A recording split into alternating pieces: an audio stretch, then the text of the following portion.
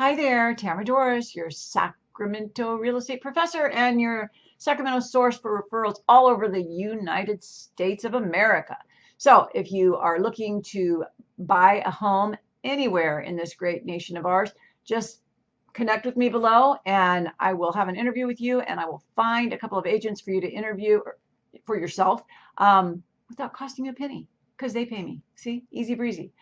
And if you're thinking of selling a home in Sacramento, I've got so many good agents besides myself, and we can service you like you cannot believe. Okay, so that's below. So today I want to talk about keeping the end game in mind. You know, a lot of times when sellers get stressed out, or even buyers, we get stressed out because it's an emotional thing, buying or selling a home. People say, oh, no, it's not emotional. It's about money. Well, money is very emotional. People get really emotional.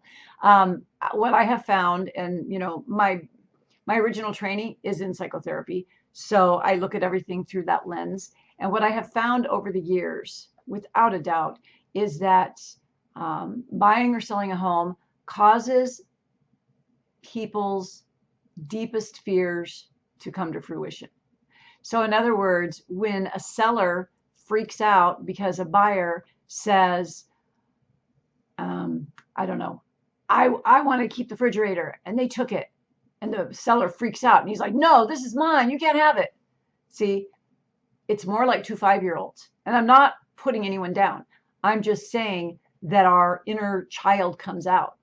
Another example is if you try to lowball a seller who put a whole lot of work and time, attention, and love into their property, and then you come in 50,000 low, and then you wonder why the seller again freaks out, right? Or the buyer freaks out because the home inspection has about this much worth of work done, and it triggers in the buyer like their inner child that says I'm trying to take advantage of you, right? So it's really, really important before you even start the process to understand that you're going to get your tails ruffled.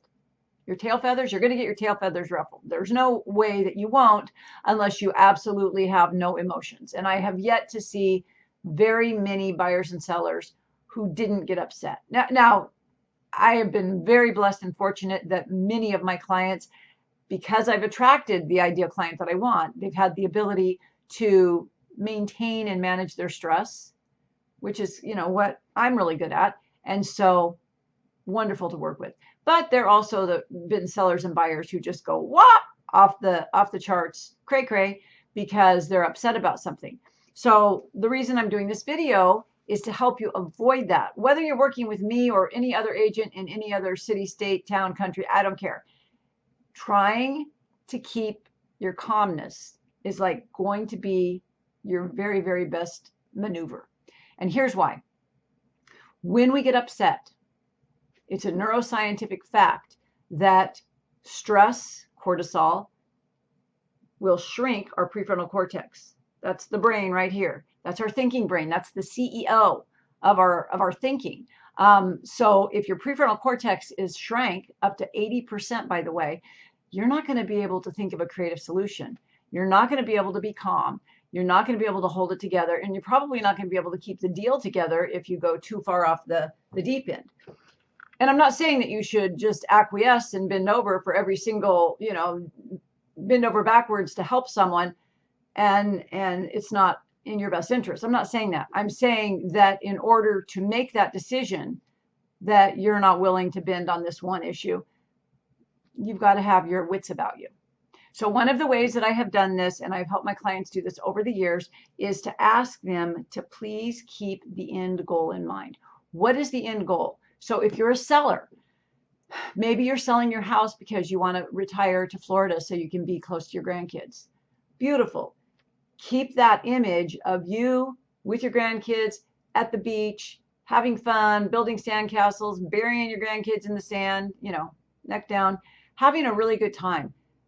Imagine that, because if your energy and attention is on that joyful outcome, then when the buyer comes back and they're like, and we'd like $3,000 for this, even if you say no, you're not going to say it from just be like, no, or compromise, whatever it is. I'm not saying what you should do for any situation. I'm just saying that if you're keeping your focus on the outcome that you want, likewise, if you're a buyer and you just imagine you find the perfect house and you're super excited about it, and you imagine raising your family there, and you can see your furniture in the living room, la la la la, and it's just perfect.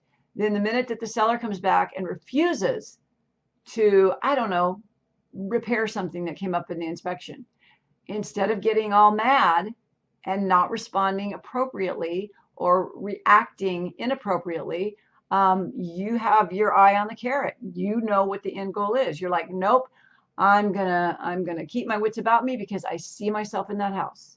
Maybe it's not that house. Maybe it's just the ideal house, right? So something that I do, and I've been training agents for many, many years, not quite as long as I've been in real estate itself, but still a long time. And one of the things that I've always taught is to keep the end goal in mind. And I think it's just as important in real estate for buyers and sellers as it is for agents. Because if we don't have the end goal in mind, then we don't have a target that we're aiming for. You know, the analogy that I give my clients is, imagine, again, my real estate clients, not my buyers and sellers, is to imagine you're on a golf course. And in golf, there's something called the swing circle, which is all around you. And the swing circle is where most people think that they need to improve their golf game. They think, oh, it's the way I'm holding my hips, or it's my swing, or it's my focus, or, you know, whatever. Well, it is your focus. But within the swing circle, that's not where it has to be fixed. It has to be fixed by looking at where you want the ball to go.